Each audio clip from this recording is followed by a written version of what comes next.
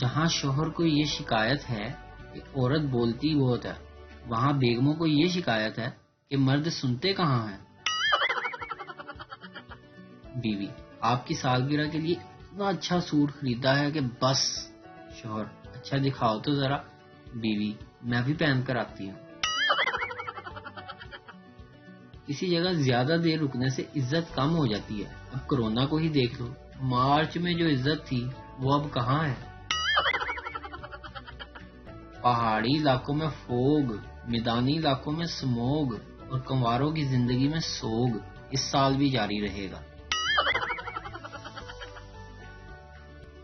جتنی موج مستیاں کرنی ہیں شادی سے پہلے کر لیں، شادی کے بعد تو واش روم تک بھی بتا کر جانا پڑتا ہے بھائی، نہیں تو آواز آ جاتی ہے پھر سے کہاں جا رہے ہیں آپ۔ ہم پاکستانیوں کی آدھی زندگی ڈگریاں لینے میں گزر جاتی ہے اور آدھی ان ڈگریوں کی کاپیاں کرواتے گزر جاتی ہے۔ ہاسٹل میں رہنے والے لوگوں سے پڑھنا تو دور کی بات ہے، دن میں 3 بار پانی کی بوتل بھر کر لانا بھی جہاد سے کم نہیں سمجھتے۔ ایک سردار اپنی بیوی کے ساتھ رکشے میں بیٹھ گیا۔ رکشے والے نے شیشے میں دیکھا تو سردار کی بیوی بولی: سردار جی، یہ آدمی مجھے شیشے میں سے دیکھ رہا ہے۔